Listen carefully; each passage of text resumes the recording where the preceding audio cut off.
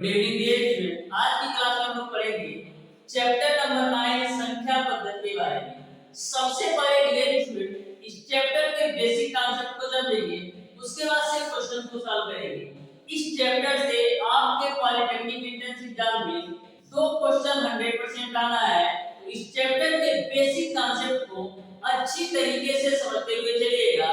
यदि आप dear student इस चैप्टर के बेसिक कॉन्सेप्ट को अच्छी तरीके से समझ जाते हैं तो इस चैप्टर से कोई भी क्वेश्चन आपके एग्जाम में पूछ लिया जाए तो मैक्सिमम आप 10 से 15 सेकंड के अंदर सॉल्व कर सकते हैं। तो डियर स्टूडेंट सबसे पहले इस चैप्टर के बेसिक कॉन्सेप्ट को अच्छी तरीके से कवर करने वाले हैं। तो डियर स्टूडेंट प्रत्येक बेसिक कॉन्सेप्ट को ध्यान से अच्छी तरीके से समझते हुए चलिएगा और अपनी नोटबुक में नोट करते हुए चलिएगा। तो स्टार्ट करते हैं डियर स्टूडेंट। सबसे पहला टॉपिक आपका है प्राकृतिक संख्याएं, जिसको इंग्लिश में बोला जाता है नेचुरल नंबर। तो प्राकृतिक संख्याएं वे संख्याएं होती हैं जिनका उपयोग हम लोग गणना के लिए करते हैं, जैसे 1 2 3 4 5। तो प्राकृतिक संख्याएं वे संख्याएं होती है जिनका उपयोग हम लोग गणना के लिए करते हैं, जैसे एग्जांपल के रूप में 1 हो गया, 2 3 4 5 6, ये सारी प्राकृतिक संख्याएं हैं। अब बात करते हैं पूर्ण संख्याएं। तो पूर्ण संख्याएं वे होती है जिसमें प्राकृतिक संख्याओं के साथ साथ जीरो को भी सम्मिलित कर लिया जाए, उसे बोला जाता है पूर्ण संख्याएं। यानी पूर्ण संख्याएं ऐसी संख्याएं होती हैं जिनमें प्राकृतिक संख्याओं के साथ जीरो को भी सम्मिलित कर लिया जाता है। यानी कि इसका एग्जांपल के रूप में बात करें तो 0 1 2 3 4 5। तो ध्यान में रखिएगा पूर्ण संख्याएं वे संख्याएं होती हैं जिनमें प्राकृतिक संख्याओं के साथ साथ जीरो को भी ऐड कर लिया जाए, जीरो को भी सम्मिलित कर लिया जाए, उसे हम बोलते हैं पूर्ण संख्याएं।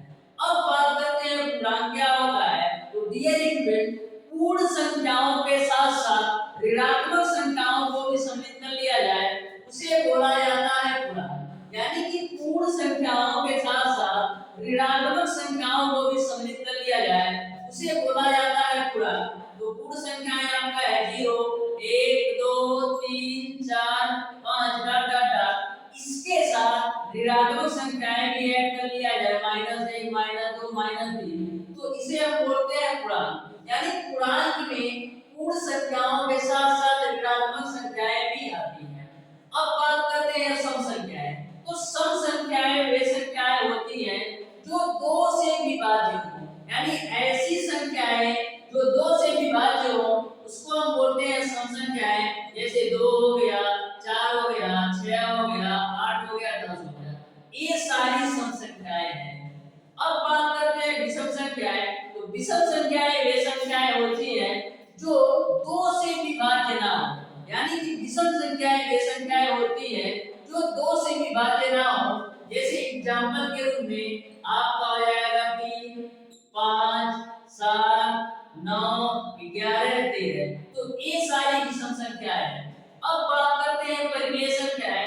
तो परिमेय संख्याएं वे संख्याएं होती हैं जिनको आप p/q के रूप में लिख सकते हैं। ध्यान में रखिएगा q की वैल्यू 0 के बराबर नहीं होना चाहिए। तो परिमेय संख्याएं हमेशा p/q के रूप में होती है जिनमें q की वैल्यू 0 के बराबर नहीं होना चाहिए।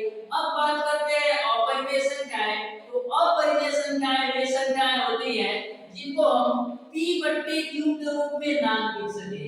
यानी अपरिमेय संख्याएं वे संख्याएं होती हैं जिनको हम p/q के रूप में ना लिख सके, उसको हम अपरिमेय संख्याएं कहते हैं। जैसे आपका हो गया कड़ी में 3, कड़ी में 7, कड़ी में 11, ये सारी अपरिमेय संख्याएं हैं। अब बात करते हैं भाज्य संख्याएं। तो भाज्य संख्याएं वे संख्याएं होती हैं जो एक और स्वयं की संख्या के साथ अन्य संख्याओं से भी विभाज्य हो, उसको हम बोलते हैं भाज्य संख्याएं। यानी कि भाज्य संख्याएं ऐसी संख्याएं होती हैं जो एक और स्वयं की संख्या से विभाज्य होने के साथ साथ अन्य संख्याओं से भी विभाज्य हो, उसको हम बोलते हैं भाज्य संख्याएं। जैसे आपका 27 हो गया, ये आपका भाज्य संख्या है। क्यों? क्योंकि यह 27 जो है एक से भी विभाज्य है और स्वयं की संख्या 27 से विभाज्य है, इसके अलावा अन्य संख्याओं से भी विभाज्य है, जैसे 3 हो गया, 9 हो गया, तो इसको हम बोलते हैं भाज्य संख्याएं। यानी भाज्य संख्याएं वे संख्याएं होती है जो एक अथवा स्वयं की संख्या के अलावा अन्य संख्याओं से भी विभाज्य हो, उसको हम बोलते हैं भाज्य संख्याएं। अब बात करते हैं अभाज्य संख्याएं। तो अभाज्य संख्याएं वे संख्याएं होती है जो या तो एक से विभाज्य हो या तो स्वयं की संख्या से। यानी अभाज्य संख्याएं वे संख्याएं होती है जो या तो एक से विभाज्य होंगी या स्वयं की संख्या से विभाज्य होंगी, उसको हम बोलते हैं अभाज्य संख्याएं। जैसे आपका हो गया 3, 5 हो गया, 11 हो गया, 17 हो गया, 19 हो गया। तो अभाज्य संख्याएं वे संख्याएं होती है जो या तो एक से विभाज्य होगी या स्वयं की संख्या से, उसको हम बोलते हैं अभाज्य संख्याएं। तो ये बेसिक चीजें थी, आपको अच्छी तरीके से समझ में आ गया होगा। अब चलते हैं डियर स्टूडेंट नेक्स्ट टॉपिक पर। उन्हीं टॉपिक को कवर करेंगे जिनसे आपके एग्जाम में क्वेश्चन आते हैं। तो नेक्स्ट टॉपिक पर चलते हैं डियर स्टूडेंट। अनुक्रम संबंधी महत्वपूर्ण तथ्य में दे रखा है समांतर श्रेणी के बारे में, गुणोत्तर श्रेणी के बारे में। तो सारी चीजों को ध्यान से अच्छी तरीके से समझते हुए चलिएगा। अब बात करते हैं डियर स्टूडेंट समांतर श्रेणी के बारे में। तो समांतर श्रेणी होती क्या है? ऐसी श्रेणी जिनके प्रथम दो संख्याओं के बीच का अंतर समान हो, उसको हम बोलते हैं समांतर श्रेणी। यानी कि समांतर श्रेणी आपकी ऐसी श्रेणी होती है जिनमें संख्याओं के बीच का अंतर आपका समान होता है, उसे हम बोलते हैं समांतर श्रेणी। तो जो समांतर श्रेणी होता है, समांतर श्रेणी, तो समांतर श्रेणी आपको समझ में आ गया होगा कि संख्याओं के बीच का अंतर समान हो, उसको हम बोलते हैं समांतर श्रेणी। समांतर श्रेणी आपका इस प्रकार से होता है, a हो गया, a प्लस b हो गया, a प्लस का 2b हो गया और प्लस डॉट डॉट डॉट आपका tn हो गया। तो यहाँ पर मैंने क्या बोला कि दो क्रमागत संख्याओं के बीच का अंतर समान होता है। जैसे इन दोनों संख्याओं के बीच का अंतर आप देखेंगे तो d है और इन दोनों संख्याओं के बीच का अंतर आपका d है। यानी कि संख्याओं के बीच का अंतर समान हो, उसे हम बोलते हैं समांतर श्रेणी। अब बात करते हैं समांतर श्रेणी का। समांतर श्रेणी का n वां पद का फार्मूला क्या होता है? तो डियर स्टूडेंट, n वां पद का फार्मूला होता है समांतर श्रेणी का, वो आपका a प्लस का n माइनस 1 इंटू का d होता है। समांतर श्रेणी का n वां पद का फार्मूला होता है a plus n minus 1 into का d। उसी प्रकार से समांतर श्रेणी के n पदों का योगफल का जो फार्मूला होता है, n पदों का योगफल का जो फार्मूला होता है, वो आपका होता है n/2 ब्रैकेट के अंदर 2a प्लस का n माइनस 1 इंटू का d। ये समांतर श्रेणी की n पदों का योगफल का फार्मूला होता है। और समांतर श्रेणी का यदि प्रथम पद और अंतिम पद दे रखा हो तो n पदों के योगफल का जो फार्मूला होता है, वो आपका होता है n/2 a प्लस का n। तो ध्यान में रखिएगा, यदि किसी भी समांतर श्रेणी का अंतिम पद यानी n और प्रथम पद a दे रखा हो तो वहां पर n पदों का योगफल का जो फार्मूला होता है n/2 a प्लस l होता है। और जो आपका नेक्स्ट समांतर माध्य जो आपका होता है, समांतर माध्य जो आपका होता है, वो आपका होता है समांतर माध्य बराबर आपका होता है a प्लस का b डिवाइडेड बाय 2। यानी समांतर माध्य निकालने के लिए करेंगे क्या, दो संख्याओं का योग डिवाइडेड बाय 2 करेंगे तो आपको समांतर माध्य मिल जाएगा। इस तरीके से आपको समांतर माध्य समझ में आ गया होगा। अब बात करते हैं डियर स्टूडेंट गुणोत्तर माध्य के बारे में कि गुणोत्तर माध्य आपका होता क्या है। तो सारी चीजों को अच्छी तरीके से नोट करते हुए चलिएगा। गुणोत्तर श्रेणी है डियर स्टूडेंट, गुणोत्तर श्रेणी। तो देखिएगा, गुणोत्तर श्रेणी को इंग्लिश में बोला जाता है ज्योमेट्रिक प्रोग्रेशन। तो जो आपकी गुणोत्तर श्रेणी होती है वो आपका इस प्रकार से होता है ए आर स्क्वायर और dot dot dot T N पद होता है। तो यहाँ पर गुणोत्तर श्रेणी होती क्या है? ऐसी श्रेणी जिनमें दो संख्याओं के बीच का अनुपात समान हो उसको हम बोलते हैं गुणोत्तर श्रेणी। यानी कि गुणोत्तर श्रेणी आपकी ऐसी श्रेणी होती है जिनमें दो संख्याओं के बीच का अनुपात समान होता है। जैसे दूसरी संख्या आपका ए आ रहा है और पहली संख्या आपका ए है। उसके बाद से पहले मैंने इन दो संख्याओं के बीच का अनुपात निकाला, फिर आप इन दोनों संख्याओं के बीच का अनुपात निकालो तो ए स्क्वायर बटे का ए। तो यहाँ पर ए से ए कैंसिल, यहाँ पर ए से ए और आर से आर, तो यहाँ पर भी आपको आर मिला, यहाँ पर भी आर।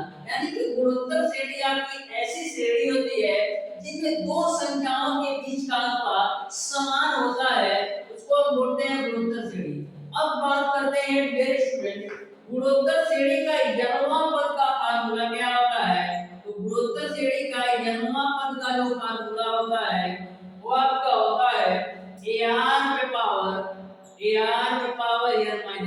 तो ध्यान में रखिएगा गुणोत्तर श्रेणी के n वां पद का फार्मूला ar पे पावर n - 1 होता है और n पदों का योगफल का जो फार्मूला होता है, n पदों का योगफल का जो फार्मूला होता है वो आपका होता है a1 -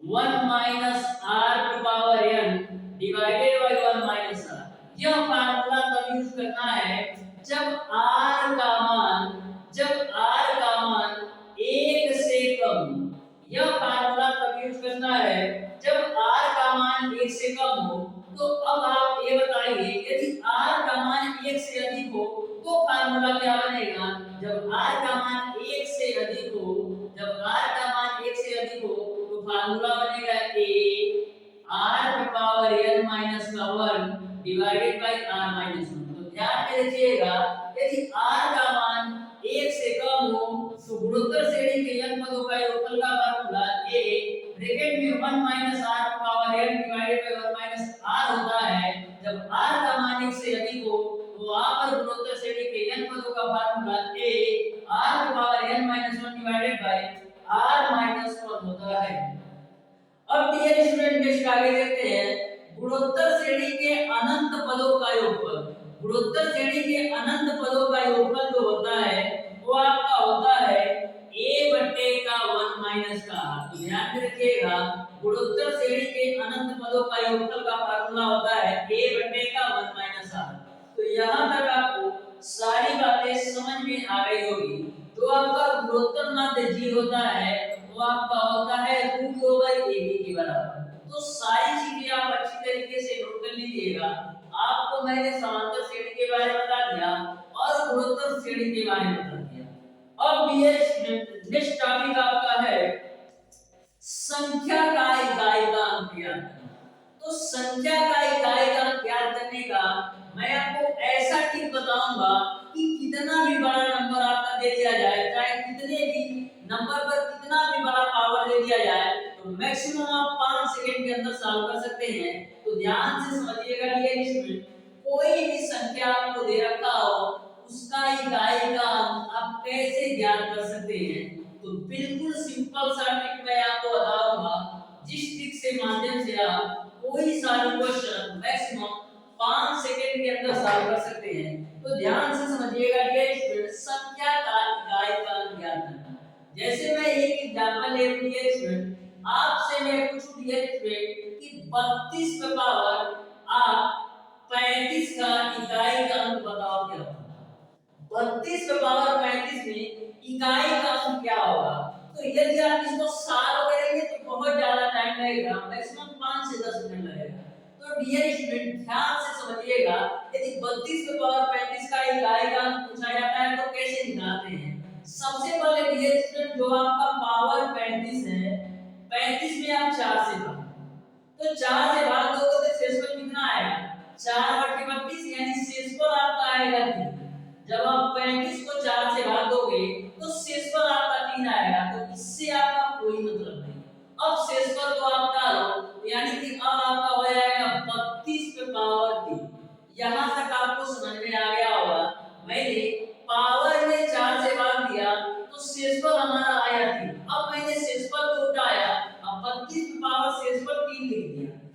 देखिएगा 32 में इकाई का अंक क्या है, 32 में इकाई का अंक है आपका 2, तो 2 का पावर 3 कर दो तो 2 का पावर 3 आपका होता है 8, यानी इकाई का अंक कितना आ गया 8, यही आपका आंसर होगा। तो बिल्कुल सिंपल सा ट्रिक है, ध्यान में रखिएगा, कितना भी बड़ा आपको नंबर दे देगा आप बिल्कुल शानदार तरीके से सॉल्व कर सकते हैं। एक दो क्वेश्चन और मैं आपको सॉल्व करके बता देता हूं, तो आपको पूरी अच्छी तरीके से क्लियर हो जाएगा।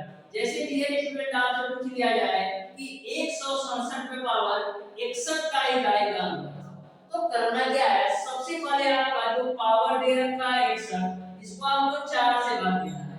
तो 4 से भाग देंगे तो 15 चौको 60, यानी शेषफल आपका 1 बचेगा, शेषफल आपका 1 बचेगा, इससे आपका कोई मतलब नहीं है। तो करेंगे क्या, 167 पर पावर शेषफल कितना आया 1, तो 1 अब 167 में इकाई का क्या है 7, तो 7 में पावर 1 का मान कितना हो गया 7, यानी कि 167 में पावर 61 का जो इकाई का अंक आ गया 7, यही आपका आंसर हो जाएगा।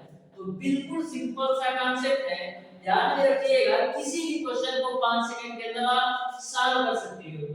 नेक्स्ट क्वेश्चन एक और देखते हैं, जैसे आपको दे दिया गया है 67 में पावर 67 का इकाई का अंक, तो सबसे पहले करेंगे क्या, 67 को आप 4 से डिवाइड करो तो 16 चौको 64, यानी शेषफल हमारा बचेगा केवल और केवल 3, केवल और केवल 3 शेषफल बचेगा।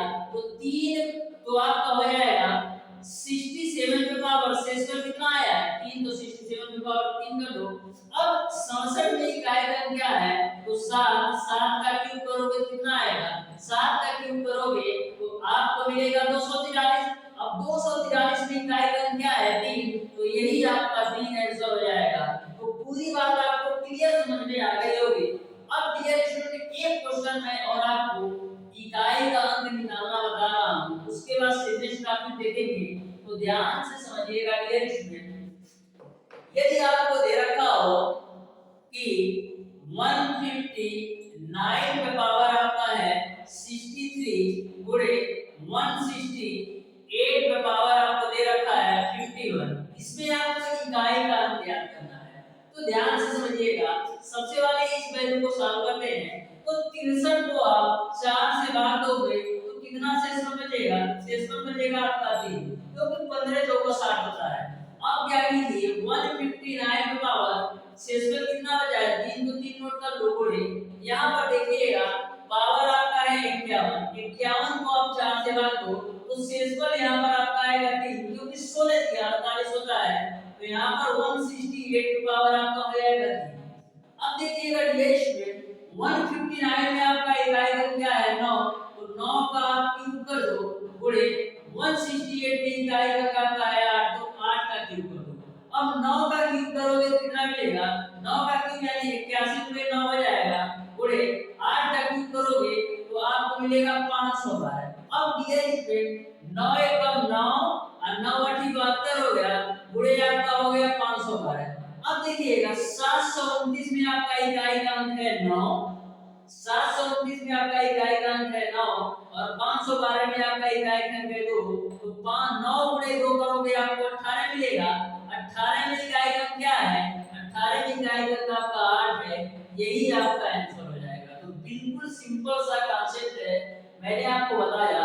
ऐसा क्वेश्चन आपके एग्जाम में पूछा भी जाता है, तो ध्यान में रखिएगा कि किसी भी नंबर का इकाई का कैसे 5 सेकंड के अंदर सॉल्व कर सकते हैं।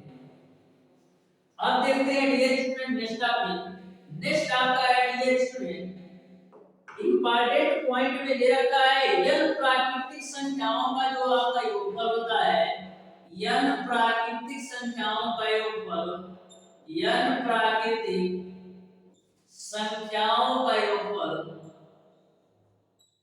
संख्याओं का योगफल। तो n प्राकृतिक संख्याओं का जो आपका योगफल होता है, n प्राकृतिक संख्या क्या है 1 2 3 4 5 डॉट डॉट डॉट n पद होता है। तो n प्राकृतिक संख्याओं का जो योगफल होता है वो आपका होता है n धन 1 डिवाइडेड बाय 2। तो ध्यान में रखिएगा n प्राकृतिक संख्याओं का योगफल n धन 1 डिवाइडेड बाय 2। उसके बाद से n प्राकृतिक संख्या संख्याओं के वर्गों का योग, n प्राकृतिक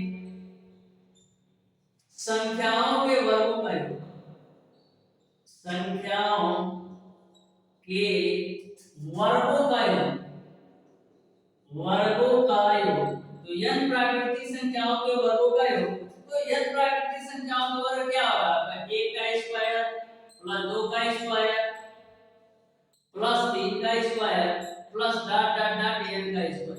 तो n प्राकृतिक संख्याओं के वर्गों का आपका योग होता है n/6 ब्रैकेट में n धन 1 एक ब्रैकेट में आपका होता है 2n धन 1। तो ध्यान में रखिएगा n प्राकृतिक संख्याओं के वर्गों का योग जो आपका होता है वो आपका होता है 1/6 होता है सर, नहीं सही है। n धन 1 2n धन 1 डिवाइडेड बाय 6 होता है, यह आपका n प्राकृतिक संख्याओं के वर्गों का योग। अब बात करते हैं n प्राकृतिक संख्याओं के घनों का योग, यानी 1 का क्यूब प्लस 2 का क्यूब प्लस 3 का cube plus dot dot dot n का क्यूब। तो n प्राकृतिक संख्याओं के घनों का योग होता है आपका n धन 1 डिवाइडेड बाय 2 अब पूरे का स्क्वायर। तो ध्यान में रखिएगा n प्राकृतिक संख्याओं का योग पर उठेगा तो n धन 1 डिवाइडेड बाय 2 और n प्राकृतिक संख्याओं के वर्गों का योग n धन 1 2n धन 1 डिवाइडेड बाय 6 होता है और n प्राकृतिक संख्याओं के घनों का योग n धन 1 डिवाइडेड बाय 2 का होल स्क्वायर। तो इस तरीके से आपको समझ में आया होगा। एक फार्मूला और नोट कर लीजिए, आपका होता है भाज्य बराबर भाजक गुणे भागफल और प्लस का शेषफल, ये आपका लास्ट फार्मूला है। तो जितने भी मैंने आपको फार्मूला बताया इन्हीं सारे फार्मूले पर आपका संख्या पद्धति में क्वेश्चन पूछा जाएगा। इससे बाहर आपके एग्जाम में एक भी क्वेश्चन नहीं आएगा। तो ध्यान में रखिएगा जितने भी कॉन्सेप्ट मैंने आपको कवर कराए हैं, टोटल कॉन्सेप्ट को यदि आप अच्छी तरीके से माइंड में सेट कर लेते हैं तो संख्या पद्धति से कोई भी क्वेश्चन आपका छूटेगा ही नहीं और किसी भी क्वेश्चन को मैक्सिमम आप 10 से 15 सेकंड के अंदर सॉल्व कर सकते हैं। तो डियर स्टूडेंट, आपके एक्सरसाइज के लिए मैं 4-5 क्वेश्चन देता हूं इकाई का अंक ज्ञात करने के लिए, उसको आप लोग सॉल्व करके इसका आंसर कमेंट बॉक्स में कमेंट करके बताइएगा। तो 5 क्वेश्चन मैं दे रहा हूं जिनका आप लोगों को इकाई का ज्ञात करना है। तो पहला क्वेश्चन आपका है 61 पर पावर 97, दूसरा क्वेश्चन आपका है 93 पे पावर 93 और तीसरा क्वेश्चन आपका है 157 पे पावर 59 और चौथा क्वेश्चन आपका है 169 पे पावर 105 और पांचवा क्वेश्चन आपका है 107 पे पावर 107 गुणे 105 पे पावर 105। इन पांचों क्वेश्चन का आप लोगों को सॉल्व करना है और बताना है इकाई का अंक क्या आएगा। इस तरीके से प्यारे दोस्तों, आज की क्लास में मैंने आपको बताया संख्या पद्धति के बेसिक कॉन्सेप्ट के साथ साथ मैंने आपको जितने भी शानदार से टिप होते हैं संख्या पद्धति के टोटल मैंने बता दिया। यदि आप टोटल बेसिक कॉन्सेप्ट को अच्छी तरीके से 2-3 बार अच्छी तरीके से रिवाइज कर लेते हैं तो आपके एग्जाम में इस चैप्टर से कोई भी क्वेश्चन पूछा जाएगा तो मैक्सिमम आप 5 से 10 सेकंड के अंदर सॉल्व कर सकते हैं। तो प्यारे दोस्तों, आज की क्लास आपको कैसी लगी? यदि वीडियो पसंद आया